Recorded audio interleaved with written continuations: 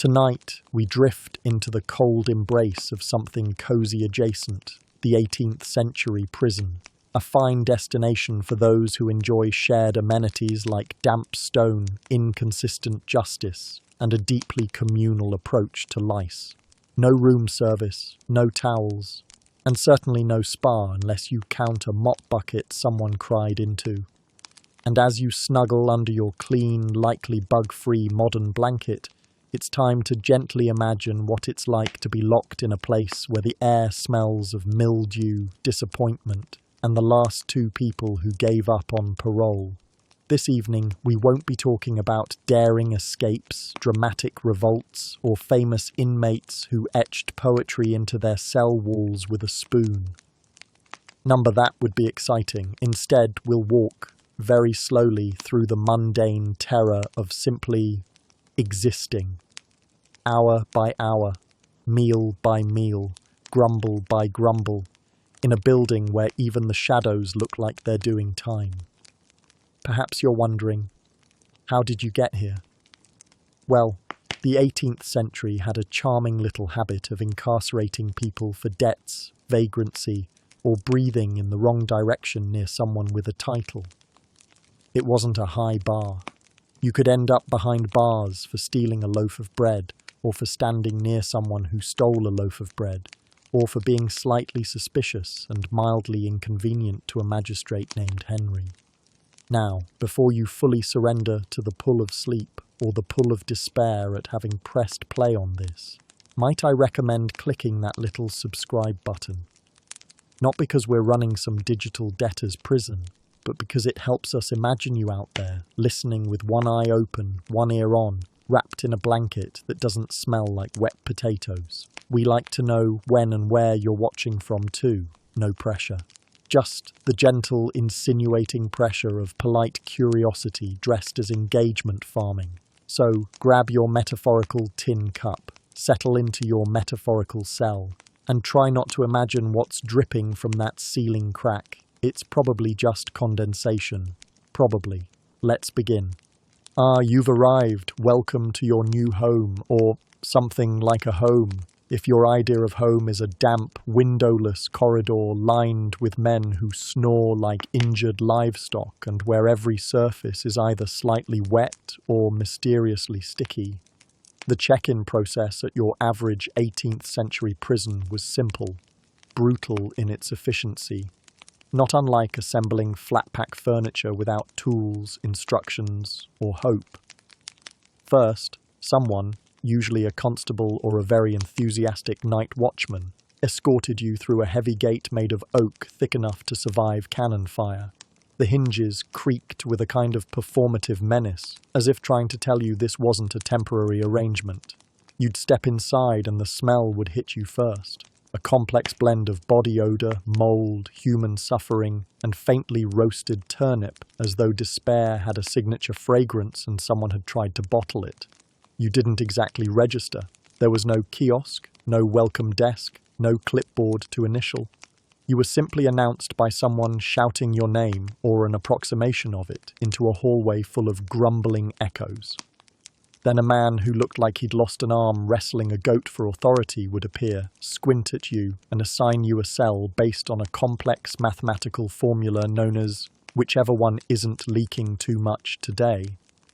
If you were lucky, you'd be given a blanket, which could double as a pillow, towel, bath mat, and handkerchief.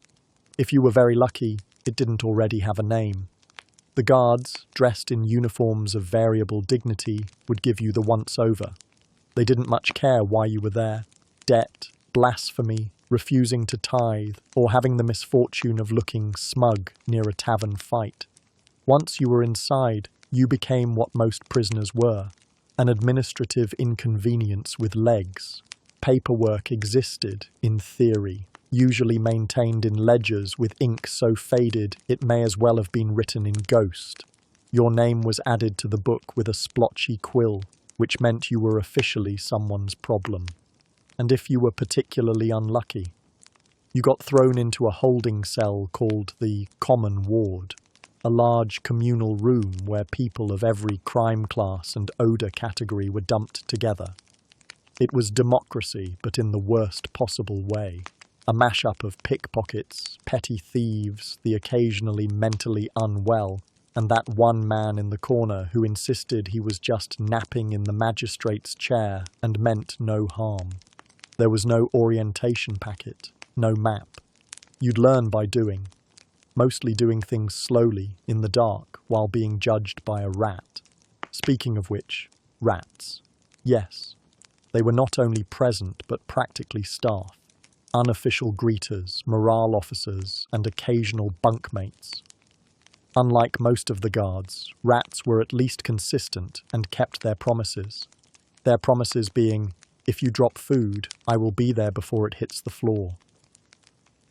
At some point in your check-in, a question might be asked. Can you pay for better treatment? Because in many prisons, the answer was yes. If you had coin, you could rent a bed, avoid the worst cells, and sometimes even buy a daily meal that resembled actual food. No money? Well, congratulations. You've chosen the economy experience, and so you sat or stood or found a place to hover awkwardly, now officially part of the prison ecosystem. You were no longer a person, not exactly. You were an inventory item, a breathing, shuffling entry in a book no one wanted to open unless there was a fire, or someone escaped, which was rare, and usually by accident. Of course, once you were settled, the day really began. There were tasks, chores, meals, possibly a fight over a corner that got one sliver more sunlight at 3:17 p.m. But for now, just sit there, breathe shallowly, and enjoy the full-bodied ambience of ancient plaster, collective dampness, and shared human disillusionment. Welcome to the 18th century penal experience. Morning arrives in prison not with fanfare nor with birdsong, but with the collective groaning of people realizing they have, against all odds, lived to see another portion of gruel. There is no sunrise here, just a gradual brightening of the ceiling, if you're lucky enough to have cracks in the walls that let the light in. For most, morning is marked by the unmistakable sound of a metal ladle being struck against a wooden bucket, with all the cheerful enthusiasm of a funeral drum. This is the breakfast bell, or rather, the breakfast thud, summoning the inmates to the feeding zone like cows to a trough, only with slightly less dignity and markedly fewer rights. The meal itself? Well, meal is a strong word. What you are handed is something technically edible. It arrives in a wooden bowl, cracked but stubbornly holding together, like a retired sailor who refuses to admit he's sinking. The contents: a pale, greyish substance that has the consistency of wet cement and the charisma of a tax form. Oatmeal, allegedly, or barley mush. Or maybe something that once saw an oat briefly in its youth before being watered down and ladled out to the undeserving masses. It has the flavour profile of nothingness with hints of disappointment and a chewy aftertaste of compromise. There are no utensils, unless you've made friends with someone who whittles spoons out of splinters. Most people just tip the bowl to their mouths and pray gravity takes over. Others use crusty fingers and the rest just stare at it, willing it to disappear. It never does. Sometimes, if it's a special day, or if the cook is feeling whimsical, there might be a lump. The lump could be meat, it could be bread, it could be a large insect, but regardless of what it is, it becomes the centerpiece of your breakfast narrative. The table talk is lively. Did you get the lump? Was your lump soft? I think my lump moved. Flavour, as a concept, exists only in rumour. Salt is a myth, sugar a legend, and spices are reserved for people who've bribed their way into the gentleman debtor's cell, where breakfast might include a boiled egg and the faint air of superiority. Occasionally, a mouse or rat might make an appearance during breakfast, scurrying past with an expression that seems to say, "Even I wouldn't eat that." You watch it go with a kind of wistful envy. At least the rat has options. Water is served tepid. Not because the prison tries to boil it. Heavens no. but because the buckets are kept next to the kitchen hearth, which means the water achieves an ambient warmth that tastes vaguely of old iron and foot proximity. You drink it anyway. Breakfast is communal. Everyone sits together, often on benches that seem to have been carved from former torture devices. Conversation is minimal, mostly grunts and muttered threats. Occasionally, someone tries to share a joke, which is considered both brave and wildly optimistic. Most inmates prefer to eat in silence, if only to focus all 5 senses on surviving the experience. There is no clean-up crew. You return your bowl to a bin filled with other bowls, forming a sad wooden pyramid of digestible failure. Sometimes the bowls are washed. Sometimes they're just wiped with the same cloth that also dries the cook's hands and occasionally swats flies. The entire process takes about 10 minutes, 15 if you savour your lump, and then it's over. No seconds, no dessert, no coffee, not even the cruel luxury of a nap. What remains is a faint film on your tongue and a deep, aching knowledge that tomorrow, this exact scene will repeat itself. Same bowl, same gruel, same rat sprinting across the same ledge. But for now, breakfast is over. You've eaten, you're fed, and you are, regrettably, still here. By mid-morning, the glamour of 18th century incarceration begins to fade, which is impressive considering it wasn't particularly radiant to begin with. The air, already thick with the perfume of mildew, begins to ripen. Somewhere between the latrine bucket and someone's left boot, a new life form may be evolving. Now, when historians refer to the prison sanitation of this era, they tend to use words like limited, primitive, or in less academic terms, please don't make me describe that. Toilets? Not really. Plumbing? A concept reserved for the gods. Hygiene? More of a personal myth you tell yourself before passing out from the smell of your own socks. What you're dealing with here is a communal bucket and the thin hope that no one tips it over by accident. The bucket is shared by everyone in your cell block, and it's emptied whenever someone remembers to do it, which is, generously, every 3rd Tuesday, or never. Privacy is non-existent. Modesty, a quaint pre-incarceration memory. You learn to avert your eyes, hold your breath, and treat shame like an outdated luxury. Washing? There's a trough in the courtyard that might have been for horses in a previous life. The water in it now is the colour of weak tea and smells faintly of iron and disappointment. A rag is passed around. It is damp. It is brown. No one knows where it came from or why it's always damp. It might be sentient. Back in the cell, the walls are too close and yet somehow too far away from whatever is making that faint dripping noise near your sleeping area. It drips slowly, methodically, with the confidence of something that knows no one's coming to fix it. You try not to think about it, or the mould forming abstract art in the corners. After a while, you give the mould a name. Gerald. Gerald is growing. Gerald is probably in charge now. You'll also notice the floor has texture, not by design. It's just what happens when decades of dust, leaked candle wax, dropped food, spilled chamber pots, and despair are compacted underfoot. The surface is lumpy, irregular, and deeply personal. Every step is a mystery. The smell is hard to describe without using the phrase emotional damage. It's an ever-changing blend of unwashed humanity, spoiled food, and damp wool. Sometimes, when the wind is just right, and by wind we mean a passing guard, there's the unmistakable whiff of someone having lost a bet with a rat. That's not a metaphor. This is the part of your sentence where you begin to wonder whether time is still passing. You try counting bricks. You try reciting poetry. You think about what it would be like to breathe fresh air again. Then you remember your one allowed outdoor hour is essentially just being moved to a different enclosed square with slightly better pigeons. Eventually you start to make peace with the smell. You even begin to recognize certain strains of it. Ah, yes, you murmur. That's Eustace, 2 cells down. He's had cabbage again. It's not that your sense of smell gets better. It's just that your sense of standards quietly packs its bags and flees. It's around this time the concept of solitude becomes blurry. You're technically never alone.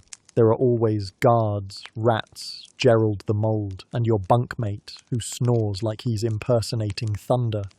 But emotionally, you are deeply and profoundly alone. It's oddly comforting, like floating in a lukewarm soup of suffering. Eventually, someone calls out that it's nearly time for the evening ration, which is a generous way of saying slightly different disappointment in a bowl. Eventually, you start to make peace with the smell. You even begin to recognize certain strains of it. "Ah, yes," you murmur. "That's Eustace, 2 cells down. He's had cabbage again." It's not that your sense of smell gets better. It's just that your sense of standards quietly packs its bags and flees. It's around this time the concept of solitude becomes blurry. You're technically never alone. There are always guards, rats, Gerald the Mold, and your bunkmate who snores like he's impersonating thunder. But emotionally, you are deeply and profoundly alone. It's oddly comforting, like floating in a lukewarm soup of suffering. Eventually, someone calls out that it's nearly time for the evening ration, which is a generous way of saying slightly different disappointment in a bowl. Evening doesn't arrive in an 18th century prison so much as it ambles in reluctantly, dragging its heels and smelling faintly of smoke, boiled socks, and disappointment. The sky fades from a dull grey to a slightly darker grey, and somewhere in the distance, a bell tolls with all the enthusiasm of someone who really wanted to be a cobbler instead. Supper is announced not with ceremony, but with a sharp bark from a guard and the clatter of a metal ladle against the side of a dented pot. You are herded with the rest of the inmates into a space that generously calls itself a dining hall, though it has all the charm of a barn without animals or purpose. What's on the menu tonight? Possibly stew. Possibly water pretending to be stew. It arrives in a wooden bowl with a large chip in the side, and a consistency best described as non-committal. The ingredients are anyone's guess, though hints of cabbage, mystery meat, and historical sadness waft up with each spoonful. If you're lucky, there's a floating sliver of something vaguely resembling turnip. If you're really lucky, no one sneezes into your bowl. Conversation over dinner is sparse, not out of etiquette. No one here remembers what that is, but because everyone's too busy chewing around whatever anatomical surprise is in their portion. Sometimes someone offers a factoid from the outside world, like how the king is still taxing salt or how a man once escaped using a chamber pot and a dream. It's unclear whether any of these tales are true, but in this place, fiction is a form of nutritional supplement. Once the bowls are scraped, some with spoons, others with sheer will, you're sent back to your assigned corridor for the second half of the evening, the shift in which nothing happens, but you are very much expected to pretend that something might. Some inmates return to labour. Others are tasked with what the warden calls evening upkeep, which includes everything from sweeping already clean corners to carrying water to nowhere. This is the hour where time truly begins to lose meaning. You start to question things. Have I always had 10 fingers? Did I blink today? Is this bucket heavier than it was yesterday, or am I simply growing more fragile by the hour? In the less fortunate wings, night duty includes listening to someone else's coughing fit, punctuated by the unmistakable drip, drip, drip of something that might be rain, but is more likely regret soaking through the roof tiles. Inmates begin to whisper stories in the corners, tales about the prisoner who disappeared through the wall, or the one who traded his boots for a single ripe apple and was never seen again. These stories serve no purpose but to pass time and to gently distract from the fact that everyone smells vaguely of foot and fear. And then come the ghosts. Not literal ghosts, of course, though no one would be particularly surprised if they showed up. These are more the memories of freedom, hovering quietly around the ceiling beams. Ghosts of meals with real bread, ghosts of sun-warmed grass, ghosts of conversations that didn't involve bartering for socks. At some point, the shift ends not because anyone says it does, but because the oil lamps sputter out and the air grows thick with silence. Guards make a final round, their boots echoing with that peculiar mix of authority and resignation, and the heavy doors are bolted once more. Back in your cell, you lie on your side, facing the wall you've named Margaret. She's the only one who listens. You consider the events of the day, your stellar performance in mop swirling, the gruel that definitely contained a tooth, hopefully not yours, the satisfying crunch your back made during chores, and you wonder what fresh miseries tomorrow might invent. But there's no hurry. The night is long. The walls are comforting in their apathy, and sleep, that last rebellious act of freedom, eventually slips in through the cracks, taking you gently by the hand. Midnight in an 18th century prison is not the hushed, peaceful hour romanticized in poetry. It's not candlelight flickering over folded hands or owls hooting wisely in the distance. No, here, midnight is more interactive, less sonnet, more symphony of things that scurry and scratch. A time when silence is not an absence of sound, but a tense negotiation with the darkness, and every creak and click is a fully armed psychological assault. The night begins with the scratching, a faint rhythmic skitter that seems to originate from somewhere behind the walls, or beneath the floor, or possibly from inside your mattress. You don't really want to investigate too deeply. Because the thing is, and this is something modern people often forget, rats don't follow etiquette. They don't knock first. They don't wait until you're out of the room. They simply arrive, uninvited, like badly dressed dinner guests who have no concept of personal space and an unholy interest in your feet. If you're lucky, they're just passing through. If you're unlucky, they're nesting. And if you're very unlucky, and many were, they're attempting to claim squatters' rights on your pillow. You learn quickly to sleep with one eye open and one shoe within reach. Not because the shoe is effective, but because it makes you feel like you've done something. Agency, after all, is in short supply. And then there are the rashes. Oh, the rashes. No one talks about how inventive your skin can get when left in damp wool under fluctuating temperatures and a diet of nutrient-deficient sadness. Your body, always an opportunist, begins experimenting with textures. There are spots, there are splotches. There is something between a blister and a rebellion forming along your collarbone. And no one, certainly not the one doctor shared by 120 inmates, is interested in diagnosing them unless they are actively contagious, glowing, or speaking Latin. You scratch because it itches, and then it itches because you scratched. It's a wonderful closed-loop system designed to keep you occupied during those long pre-electricity nights. After all, what else are you going to do? There's no light to read by, no privacy to pray in, and the one inmate who claimed to know all of Shakespeare's sonnets by heart fell asleep somewhere around Sonnet 4 and never made it back. Sleep, as a concept, is elusive. Some manage it, usually the ones with less imagination or those who made peace with the rats early on. Others drift in and out of half-dreams that blur the line between memory and hallucination. Is that scratching sound real? Is the ceiling always that low? Is Gerald the wall fungus looking at you again? And yet, even in the middle of this dim, communal insomnia, there are patterns.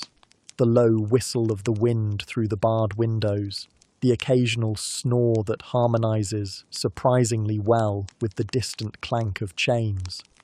Somewhere a guard coughs, somewhere else someone mutters a prayer in a language you've never heard but suddenly understand. There is rhythm here, a kind of backward lullaby. The most experienced inmates, those who've been here long enough to nickname their lice, have strategies. They count stones, not just any stones, specific ones. The third from the corner, the one that looks like a face, the one that seems a little warmer than the rest. Others press their ear to the wall, not to eavesdrop, but to feel the faint hum of life beyond it. It's not comforting, exactly, but it's something. Some pass the time inventing elaborate escape plans, not because they intend to escape, but because the act of planning feels like defiance. One prisoner claimed he was nearly through to the outside wall using only a spoon and the power of positive thinking. He wasn't. He was 3 inches deep and had accidentally tunneled into a latrine chute. Still, the point was made. Sometimes, resistance is simply refusing to give up on the idea of outside air. Eventually, the night reaches that peculiar hour just before dawn, when even the rats seem tired, and the itch becomes more philosophical than physical. You stop scratching, not because it stopped itching, but because you've simply accepted it as part of your identity. You are now a person who is itchy. You are, in fact, quite possibly a collection of itches wearing a human-shaped outfit. This, oddly, is when sleep finally arrives, not as a sweet descent into dreams, but more like losing consciousness during a particularly long staff meeting. One moment, you're staring at the ceiling, wondering if your foot fungus is developing a second personality, and the next, you're gone. The cell quiets. The scuttles soften. Gerald closes his eyes, if fungus can be said to have eyes. You breathe deeply the rich, historical aroma of mildew, boiled oats, and foot, and you drift, until the bell rings, and it begins again. If you've ever wondered how people stayed clean in an 18th century prison, the short answer is they didn't. The long answer involves buckets, brushes, public humiliation, and a deeply personal relationship with tepid water that you will never fully recover from. Bath day, if you were lucky enough to be scheduled for one, was a sort of ritual performance of cleanliness rather than its actual achievement. It happened roughly when the prison authorities noticed too many lice gathering in one location, or when the miasma of unwashed men became so potent it started fogging the windows. You could go weeks without a scrub, months if the guard in charge of scheduling forgot you existed. A few inmates speculated he did this on purpose, either as punishment or as a sort of passive protest against bureaucracy. When your time finally arrived, it was not a private affair. There were no scented soaps, no fluffy towels, no modesty screens. The bath was less about cleanliness and more about equal opportunity suffering. A large, splintered wooden tub would be wheeled into the yard, or if weather didn't allow, into a communal cell cleared out for the occasion. Into it went a bucket or two of water, which was almost always cold and never replaced between participants. If you were early in the queue, congratulations. The water might still be vaguely translucent. If you were late, it was more of a soup, a broth, a warm, unsettling broth made of humanity. You stripped down in front of everyone, not because anyone wanted to see, but because there was no other option. Dignity was not on the bath list, nor was soap, unless someone had smuggled in a piece and guarded it like currency. Instead, there were brushes, large, coarse, wire-bristled affairs that were as suitable for skin as they were for cleaning horse tack. The theory was that if you scrubbed hard enough, you might remove dirt, disease, and perhaps even your own will to live. Most prisoners developed a technique. Splash water vaguely over oneself, give a cursory swipe with the brush, and pretend to be cleansed. Others leaned into the theatre of it, performing exaggerated lathers and sighing with pretend luxury, the way a dying actor performs a death scene. It was all pantomime. No one believed in the bath. But to participate was to fulfill your role in the grand tragicomedy of hygiene. The water was often reused for multiple prisoners, growing steadily more mysterious with each bather. By the end of the line, the tub resembled something a medieval apothecary might bottle and sell as essence of despair. One could track its progress by scent alone. The unfortunate souls at the end of the queue were usually told to just splash the surface. No one ever splashed the surface willingly. If they did not speak of it.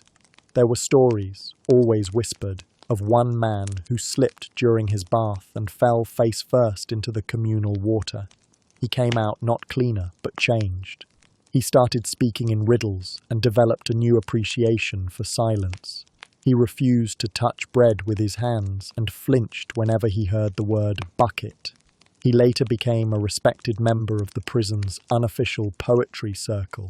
After your bath, you were permitted to dry yourself using whatever fabric you still owned. A shirt, perhaps, a crusty bit of blanket. If you were lucky, the sun. The more inventive among the prisoners would take a lap around the yard, pretending to jog, mostly to avoid air drying under the judgmental eye of the prison pigeons. But even once dry, the sense of having bathed did not last long. There was no change of clothing.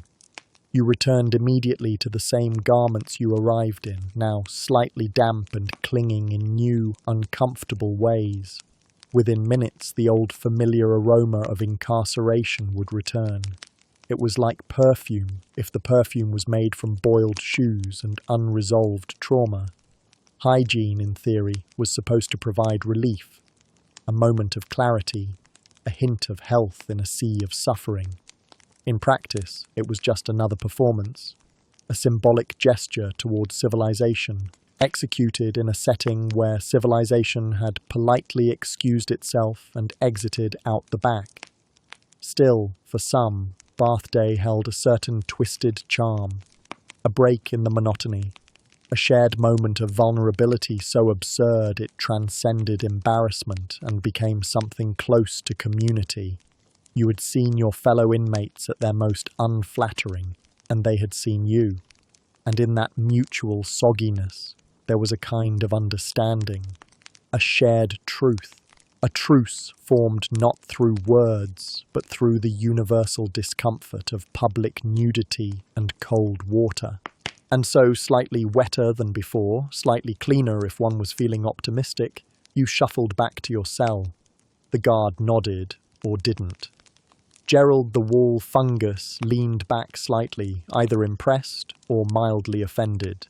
You sat on your cot, inhaled the familiar scent of damp wool and existential fatigue, and waited for your clothes to dry, along with your sense of dignity. Prison discipline in the 18th century was not so much about justice as it was about establishing the fine line between minor inconvenience and unnecessarily theatrical cruelty. You see, once you were locked up, the idea wasn't really to rehabilitate you. That concept hadn't been invented yet, or if it had, it was off somewhere being ignored politely. The system was designed to keep you still, uncomfortable, and mildly confused at all times. And nowhere was this more evident than in the way prisons handled infractions within the prison itself. To understand this, you must accept that even in a place where every man was technically already being punished, people still found ways to make things worse for themselves. Some stole food, some fought over blankets, and some, like a certain unnamed hero of Cell Block 3, attempted to dig a tunnel using a spoon, not even a full spoon, half a spoon, the handle end. The guards, often underpaid, bored, or just naturally suspicious of joy, had an uncanny sixth sense for locating these minor rebellions. Their punishments ranged from the mundane, losing your meal, to the poetic, being forced to stand still while pigeons judged you from a high beam.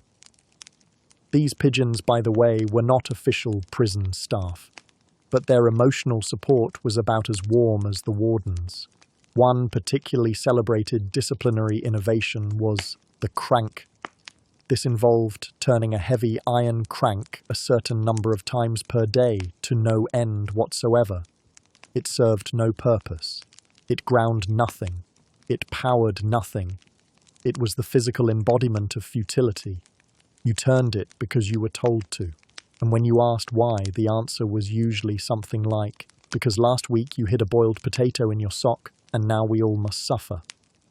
Another crowd favourite was the shot drill, in which prisoners were made to pick up a cannonball, walk it a few paces, set it down, and then repeat over and over again until the cannonball developed a personality and the prisoner began talking to it like it was an old friend who kept disappointing them. But perhaps the most infamous incident of all was the Great Spoon Theft of 73. This is not to be confused with the medium spoon incident of 69 or the tragic ladle mix-up of 75.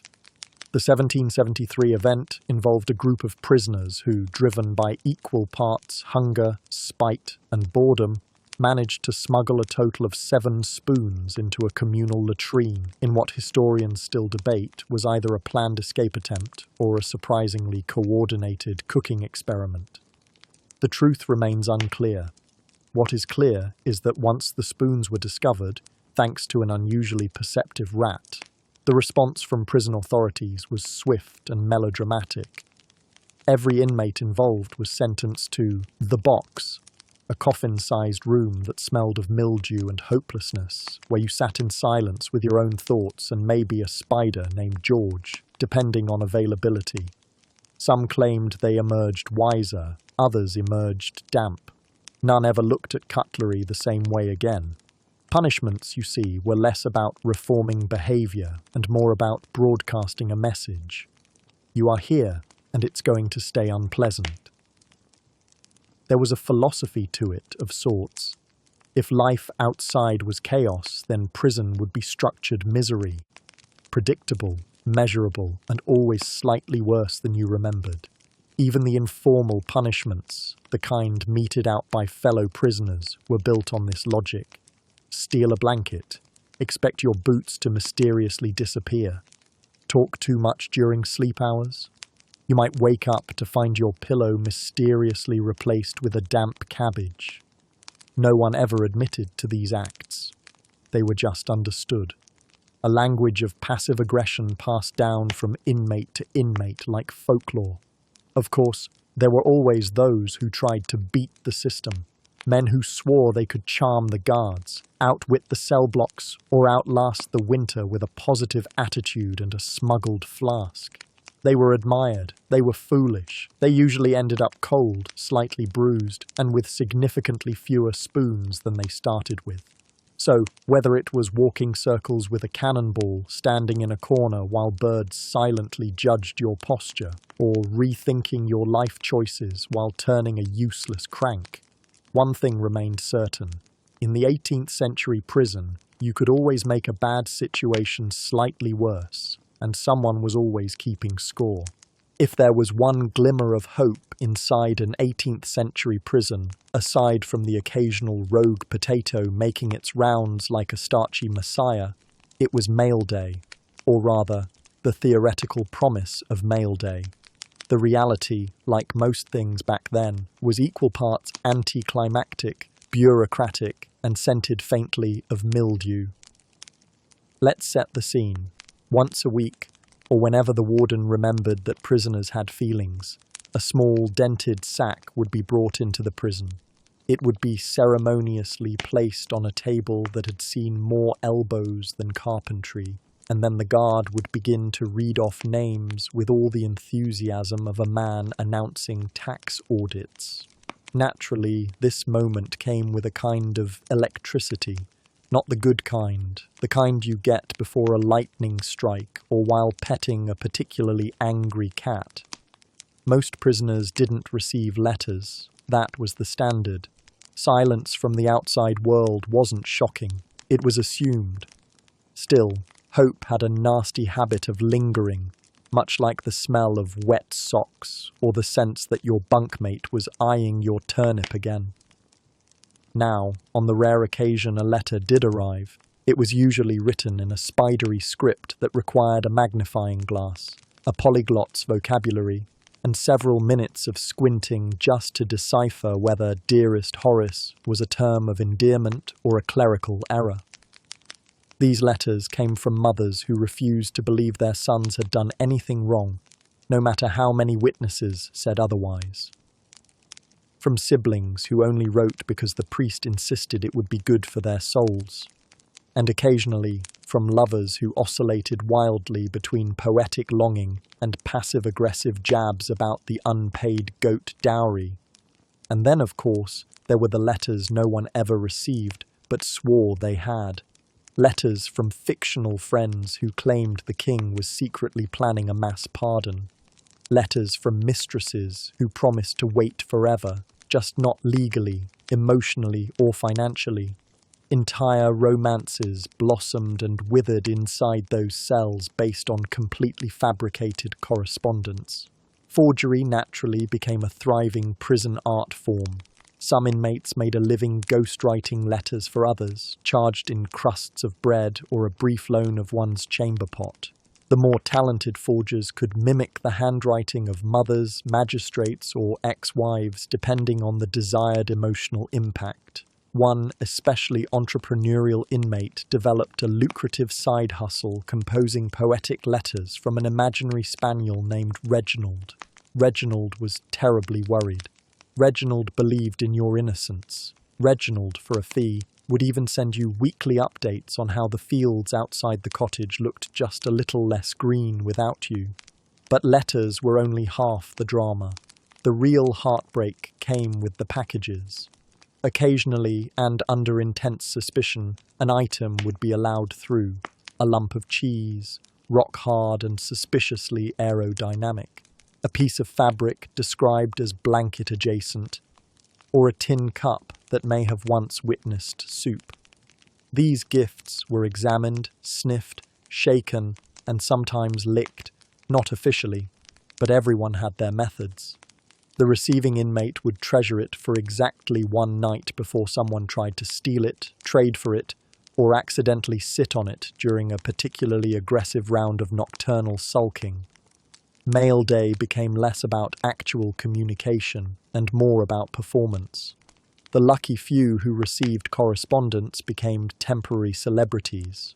Crowds would gather, not for the reading of the letter itself, but for the reactions. Was there crying, sighing, a clenched jaw and stoic silence?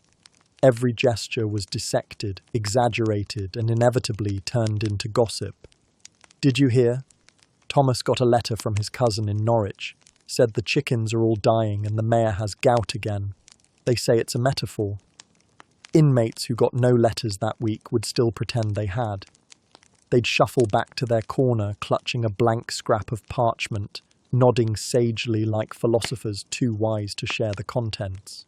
Some went as far as to read their letters aloud to themselves, loudly and slowly, ensuring the entire cell block heard just how much Aunt Mildred missed their charming laugh and regretted turning them in.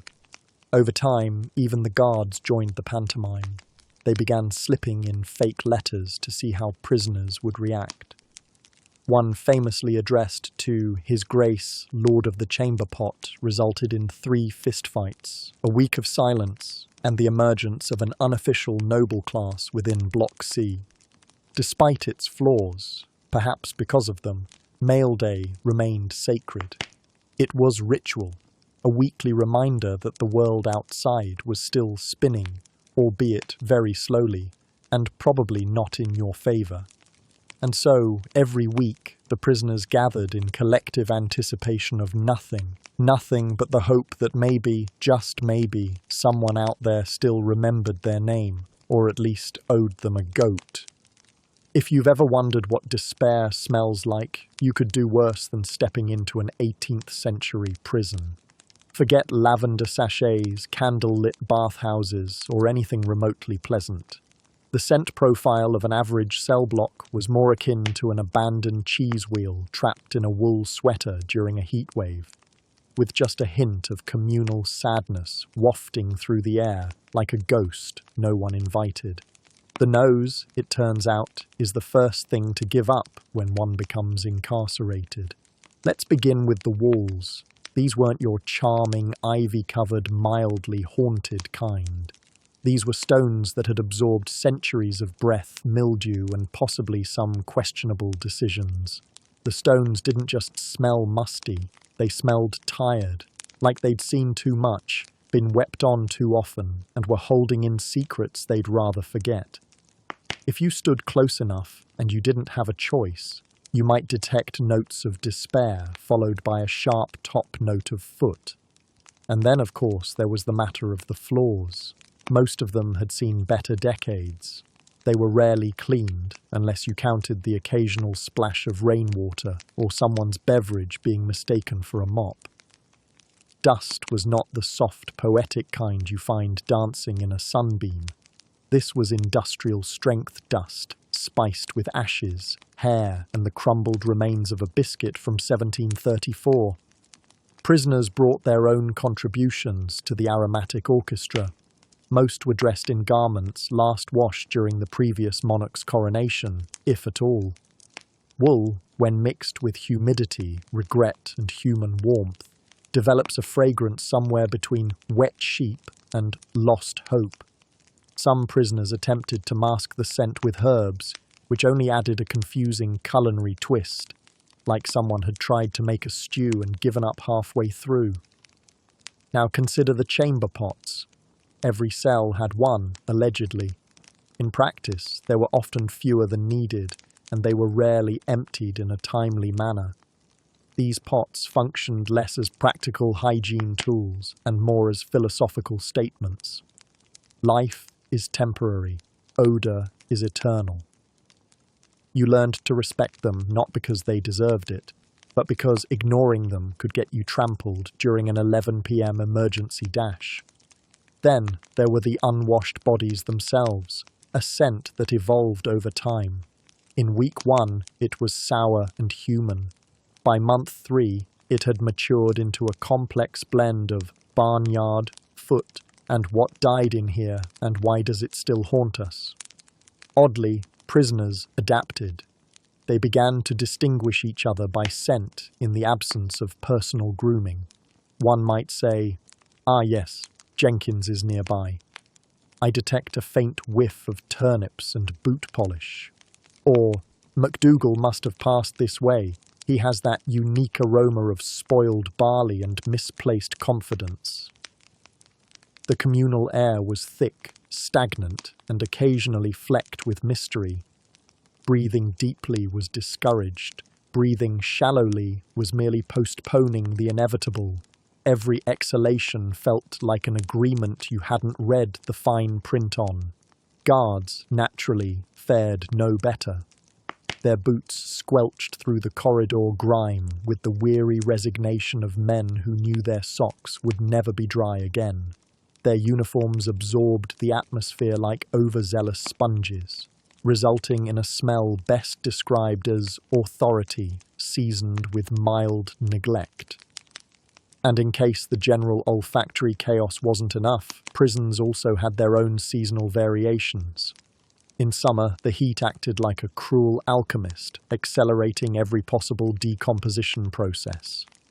Bread molded faster, tempers flared more readily, and the air grew so thick with humidity and questionable choices that you could practically chew it. In winter, everything froze, except the smell. That lingered with defiant warmth, like a memory that refuses to fade, or a fart trapped in a wool coat. Still, humans are impressively adaptable. Within weeks, most prisoners reported no longer noticing the smell at all. This, of course, didn't mean it had gone away. It simply meant their senses had shut the doors, drawn the curtains, and refused to participate. Visitors, when they were allowed, had a more honest reaction. Most entered with courage and left with questions.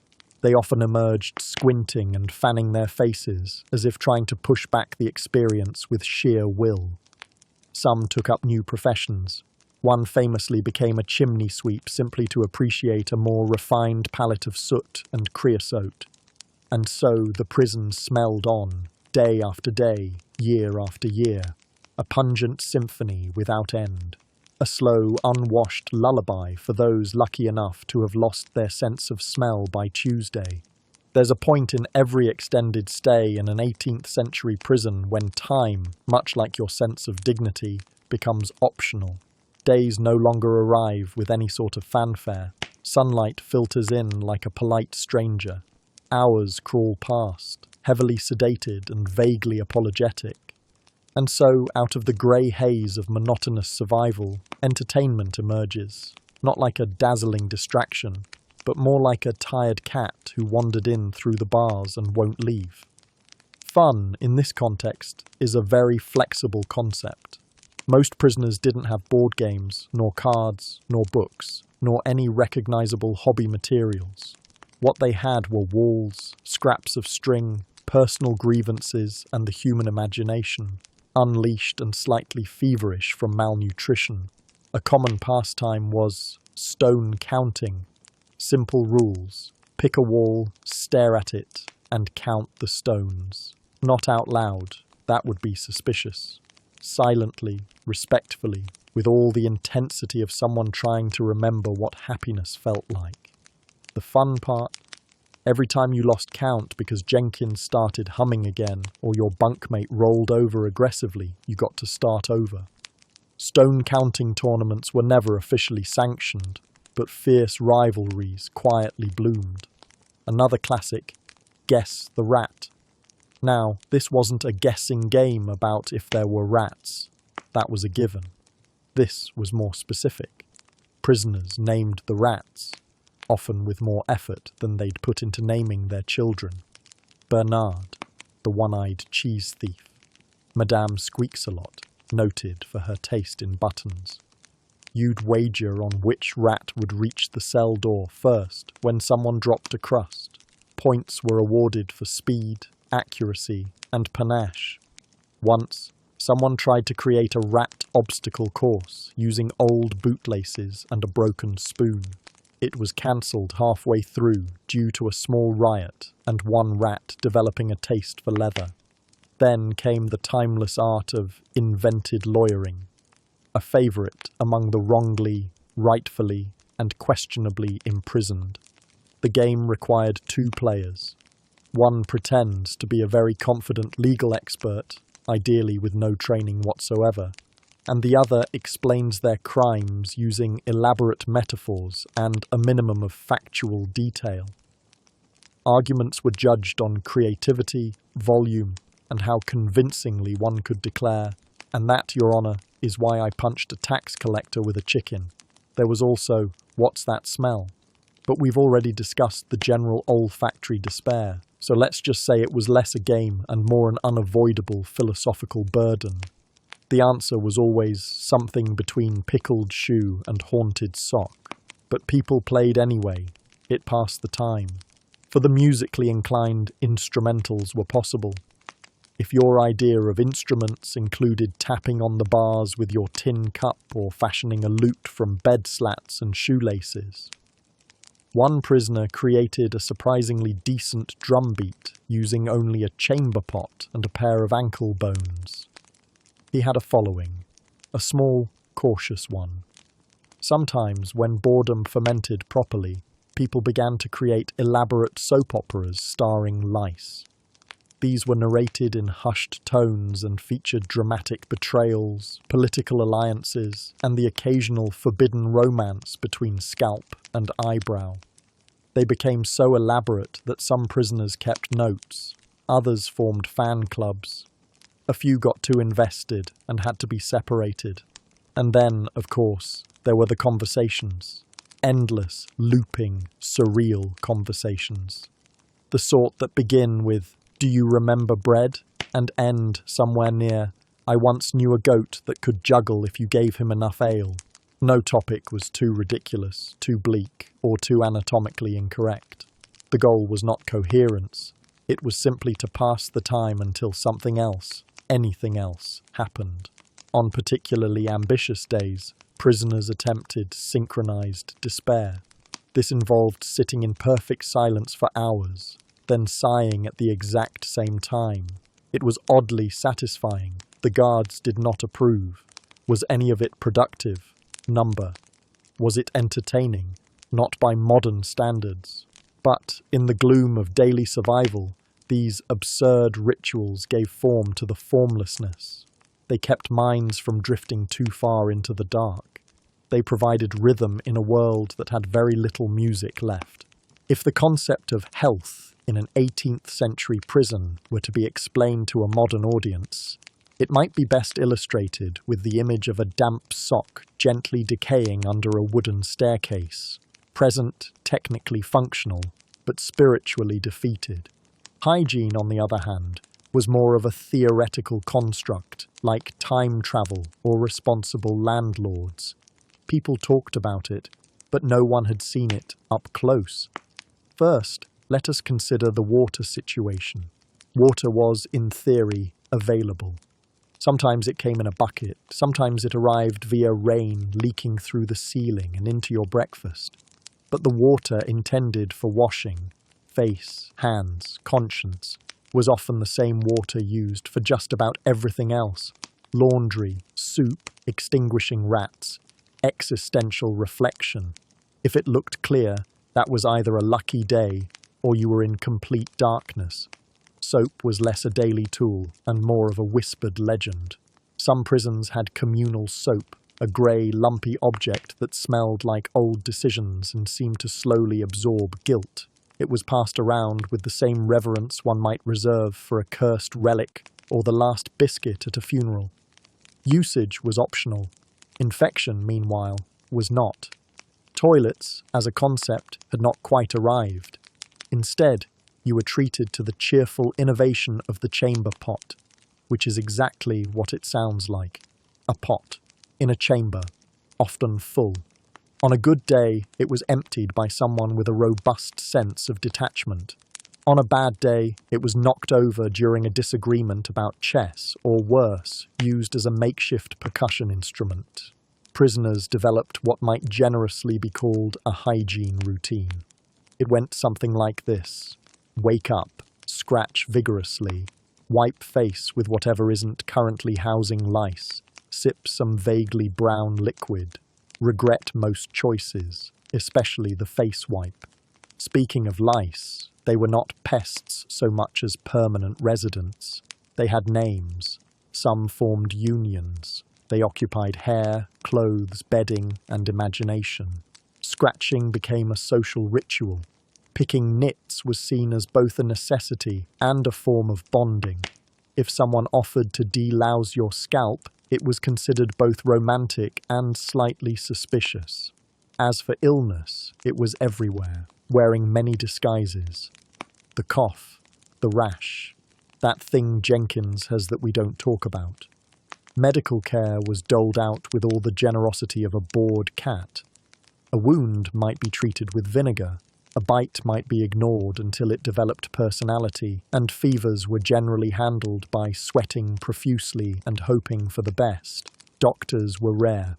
Medical knowledge was aspirational. Remedies were based on availability and imagination. Garlic tied to the wrists, onion poultices, or chanting at a mysterious hole in the wall were all equally valid approaches. One inmate was rumoured to have survived typhus by staring at the mould growing in the corner and threatening it into submission. Even the clothes told a story, mostly one of mildew. You arrived in whatever outfit you'd been arrested in, which, after several weeks, developed its own microclimate. Laundry day occurred approximately never. Rain was considered a spiritual rinse. And should your shirt become too biologically active to wear, you might trade it for a less haunted one from someone who had, let's say, recently vacated their cell in a horizontal fashion. Despite all this, people adapted. They used assorted mattress filler, as makeshift loofahs. They stood very still to air dry. They invented perfumes out of crushed herbs, shoe polish, or vague hope.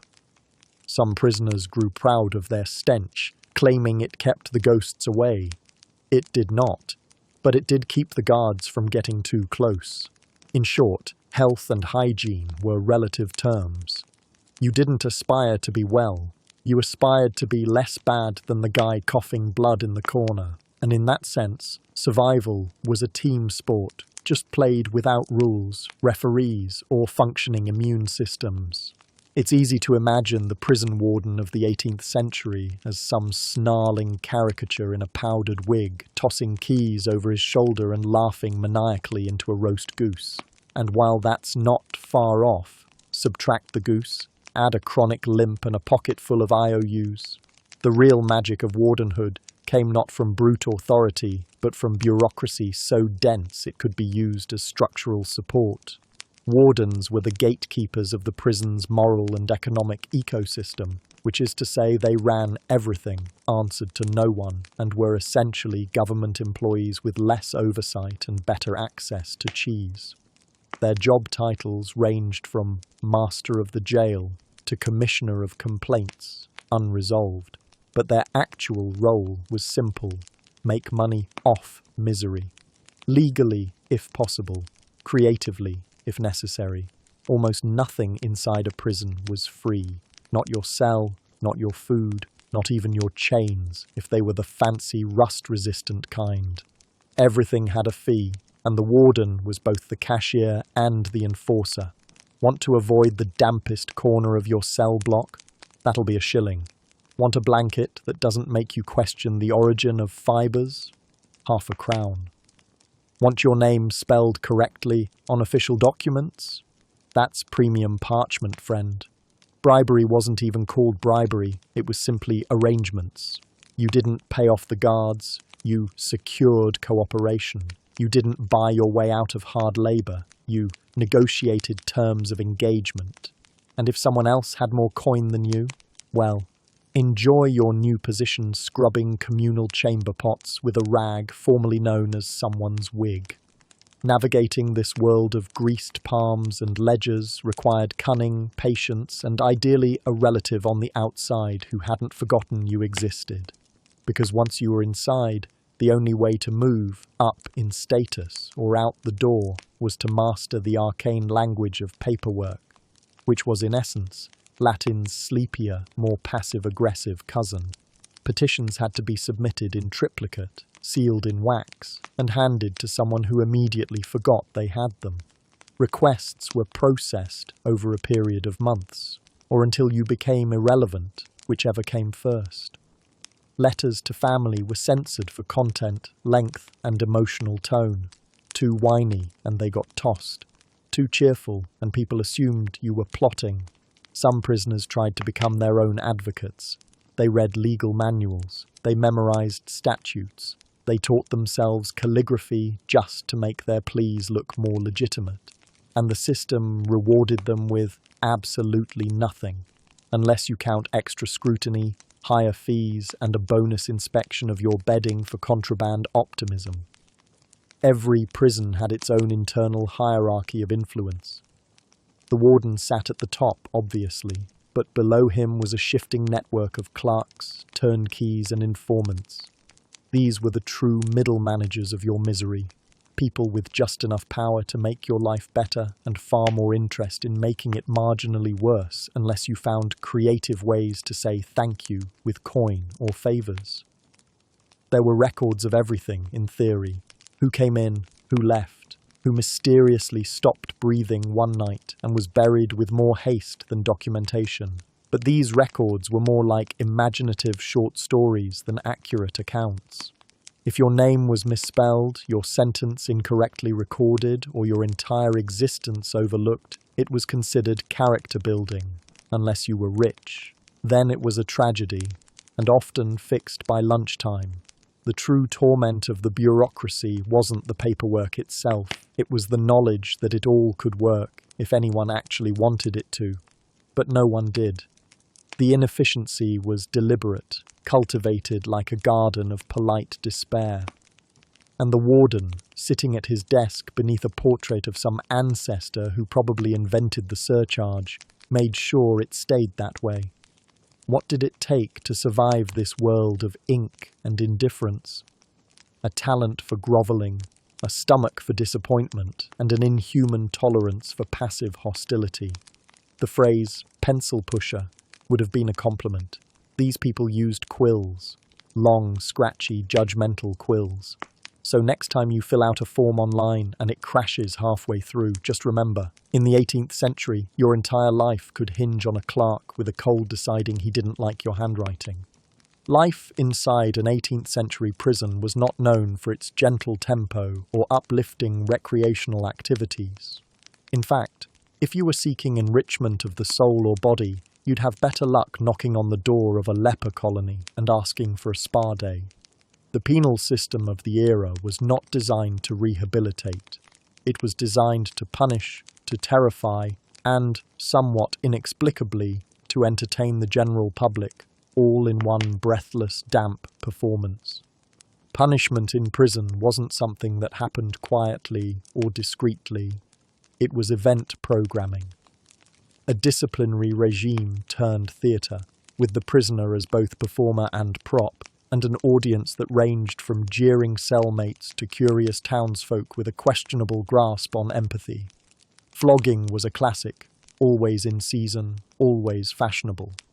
The tool of choice was usually a cat-o'-nine-tails, a device that sounds like a children's riddle, but is, in fact, several strips of knotted leather designed to peel dignity from the human form with casual efficiency. Floggings were held in courtyards or on raised scaffolds, ideally in locations where everyone could hear the poetic thwack of justice being applied to someone's back.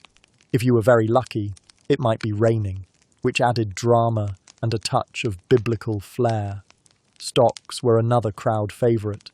Public humiliation meets orthopedic discomfort. Offenders were placed in these wooden contraptions, limbs immobilized and left for hours or days, while passers-by offered their commentary, rotten produce, and occasionally deeply unnecessary insults about your mother. If your crime was particularly scandalous, children were encouraged to throw things at you as an educational exercise. For them, not for you. Then there was branding. Yes, branding, like cattle, but with more paperwork. Certain crimes earned you a permanent souvenir, a single letter seared into the skin with a hot iron. T for thief, V for vagabond, M for malcontent with poor penmanship. These marks were less about record-keeping and more about permanent shame, in case the smell of defeat didn't get the point across. Of course, the pièce de résistance was execution. Nothing brought a community together like the sweet promise of a hanging at noon. These events were advertised days in advance, like an artisanal bread market, but with more screaming. Children were excused from school. Vendors sold pies. Entire families made a day of it, gathering around the gallows with picnic baskets and mild indifference. Executioners, oddly enough, were often freelancers, men with a steady hand and a flexible moral code. They were not celebrated, but they were necessary, like mildew or corrupt officials. Sometimes they were prisoners themselves, earning a bit of favour in exchange for a job well done. Well done, in this case, meaning as few screams as possible. Now you may be wondering, did any of this have a rehabilitative effect? Absolutely not. But that didn't stop the occasional burst of reformist enthusiasm.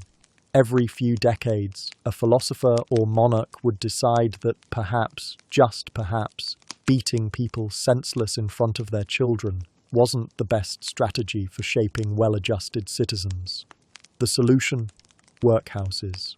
Workhouses were like prisons, but with slightly more moral smugness and marginally less entertainment value. Instead of being flogged, you were forced to do extremely boring tasks for 12 hours a day, picking oakum, crushing stones, making rope. Essentially, the idea was to bore the sin out of you, and while it didn't work, it did make for an excellent cautionary tale. There were also experiments in spiritual reform, mandatory sermons, forced Bible study, and quiet contemplation in solitary confinement. Which sounds thoughtful until you realize solitary confinement was a euphemism for sitting in darkness with rats and your own increasingly loud thoughts. And the Bible was often the only book available, which meant if you didn't already know your psalms, you soon would, repeatedly. Yet for all the misery, there was structure, a kind of dreadful rhythm. Monday, beatings. Tuesday, sermon. Wednesday, sanitation inspection, which meant someone glanced at a mop. Thursday, starvation. Friday, paperwork. Saturday, executions. Sunday, rest, of course, unless you were scheduled for hanging. The prisoners who survived this spectacle without end didn't necessarily come out better, but they did come out with stories, scars, and an unnerving ability to sleep through anything short of cannon fire. Prison escapes in the 18th century were not so much daring feats of tactical brilliance as they were flailing attempts at liberty executed by men who had recently eaten nothing but boiled turnip water. This, of course, makes them even more delightful to recount. Let's start with the first thing every would-be escape artist needed, a plan, which is to say, a vague hope wrapped in desperation and tied with string. Very little of what passed for strategy had anything to do with logic. Most of it relied on the classic formula. Wait until someone's back is turned, then bolt. If you tripped, which was likely, because everything in prison was damp and either pointy or inexplicably sticky, your freedom would last approximately 6 feet. Of course, the truly ambitious tried tunneling. This, in theory, involved coordinating with fellow inmates to dig through the stone and dirt beneath their cells using whatever tools were available: smuggled spoons, chamber pot lids, an old boot sharpened on existential dread. They worked by candlelight, which was romantic in the way being slowly buried alive is romantic. The problem with prison tunnels, however, was twofold. First, no one knew where they were going. Maps were rare, and directions tended to include helpful phrases like, "dig until it smells like horses." Second, tunnels had a tragic tendency to collapse. Several escape attempts ended in dirt baths, followed by loud weeping and the arrival of particularly unsympathetic guards who now had a slightly lower floor to mop. If you were a bit more socially inclined, bribery might be an option. Guards could be persuaded to look the other way, assuming you had anything worth offering. This usually meant contraband, tobacco, coinage, or the promise of your uncle's cousin's second wife putting in a good word with someone important. These arrangements were often short-lived and ended with both parties in chains, but they did offer the illusion of progress. Then there were disguises, a classic. The prisoner who dressed as a guard, a chimney sweep, or once, famously, a nun. This last one involved a considerable commitment to both cross-dressing and stealth. Did it work? Briefly, until the escapee tripped over his habit, knocked over a bucket, and was promptly dragged back in by 3 actual nuns with zero tolerance for nonsense. For those who weren't bold enough to flee, faking death was a clever, if morbid, alternative. Some prisoners would pretend to expire, banking on the idea that no one really checked the bodies too closely before tossing them into mass graves. The trick here was timing. Hold your breath long enough to be convincing, but not so long that the charade becomes an unfortunate reality. Several escapees made it as far as the burial cart before sneezing and ruining everything. Naturally, most escapes failed. This didn't stop people from trying, of course. It simply meant that every attempt added to a growing archive of almost heroic failures. Some became legends within the prison itself, whispered about over watery stew. Others were punished so thoroughly afterward that the real cautionary tale wasn't about escaping, but about being too obvious when chiseling through your wall with a spoon you weren't supposed to have. And what of the few who succeeded? The men who vanished into the mist, never to be seen again? Well, the truth is, escaping the prison was only step 1. After that came surviving with no money, no food, and the face of a man who looked exactly like someone who'd just escaped from prison. Freedom, it turns out, is significantly less relaxing when every town crier knows your name and your last known address was that one cell with the leaking ceiling and the angry rat. In the end, the dream of escape lived on not because it worked, but because it had to. Hope, after all, is harder to contain than prisoners, and vastly harder to sweep up when it gets into the cracks. Freedom, as it turns out, is a rather poorly advertised product, particularly in the 18th century. No banners, no celebratory cake, no brass band, just the gentle clink of keys, a disinterested guard mumbling something about terms served, and the slow existential dread of stepping out into a world that had absolutely not waited for you. Your first realization? The clothes you entered prison in no longer fit. Whether due to dramatic weight loss, moths, or the slow erosion of fabric by whatever passed for soap in the prison laundry, you emerged wearing something best described as historically disappointing. If you were lucky, you received a ragged cloak. If you were very lucky, it still had some structural integrity and didn't double as a squirrel's winter nest. Then came your next pressing problem: where to go.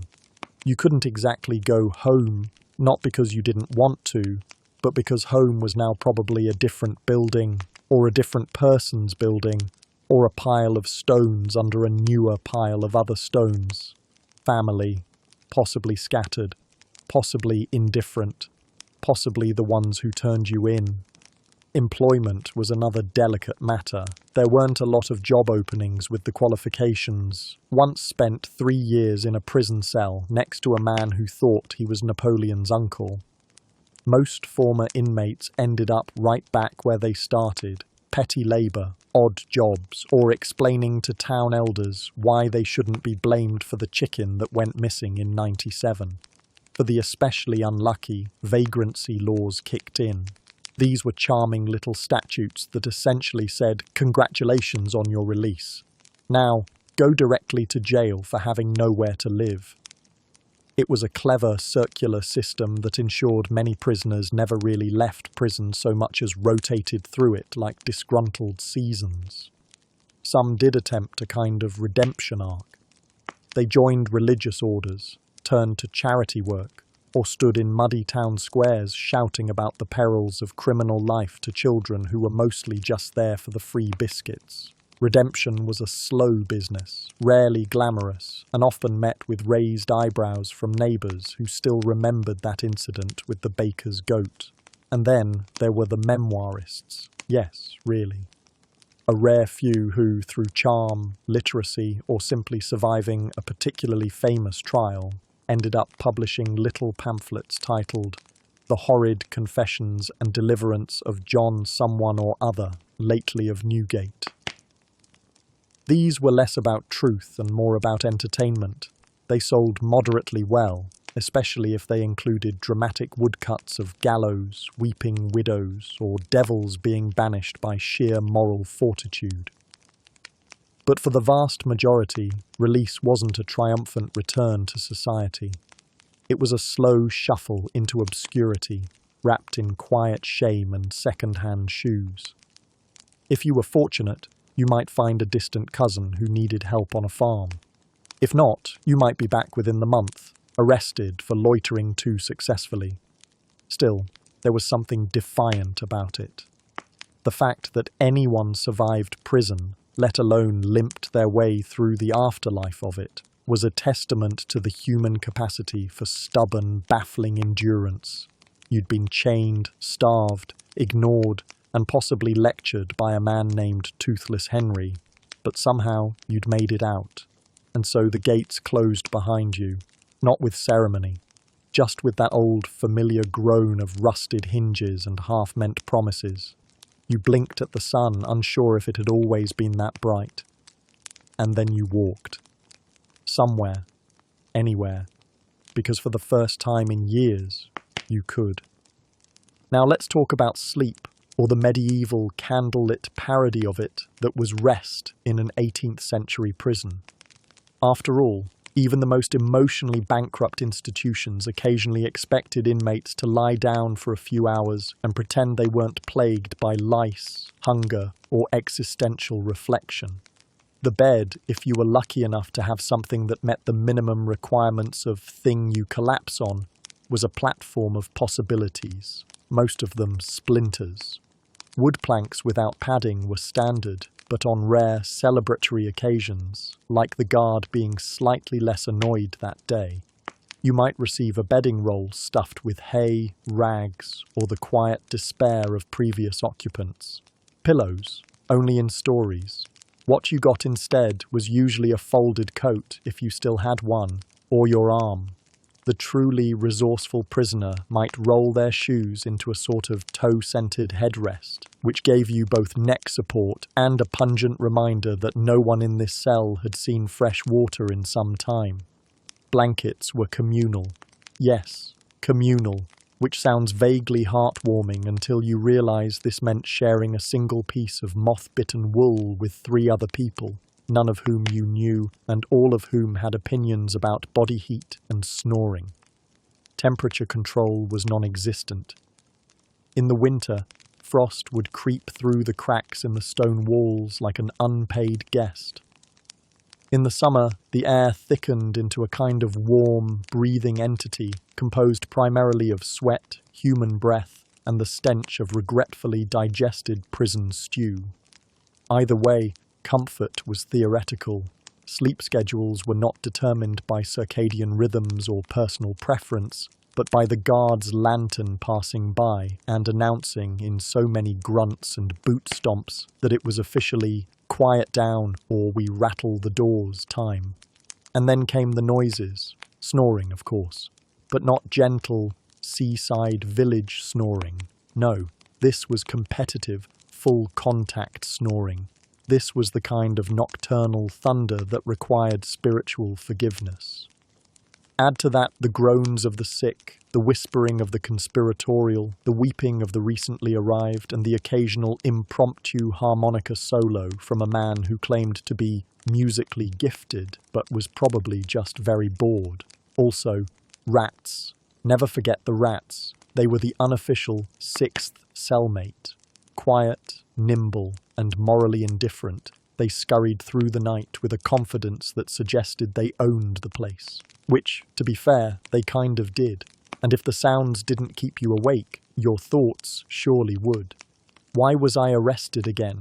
Was it really stealing if the bread was technically floating in the river? Does mildew count as a pet? What if I never leave? What if I do?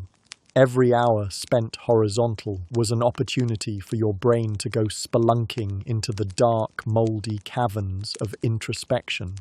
You could try counting cracks in the wall, or the times your cellmate muttered his ex-wife's name in his sleep. But mostly, you lay there, staring into the abyss, and the abyss snored back. And yet, people did sleep. Eventually, out of necessity, boredom, or sheer exhaustion.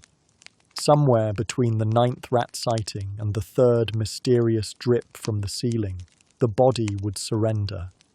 You'd drift off into a dream where you were free, or possibly just in a slightly different prison with better lighting. But even in those dreams, the creak of a key turning in the iron door was never far behind.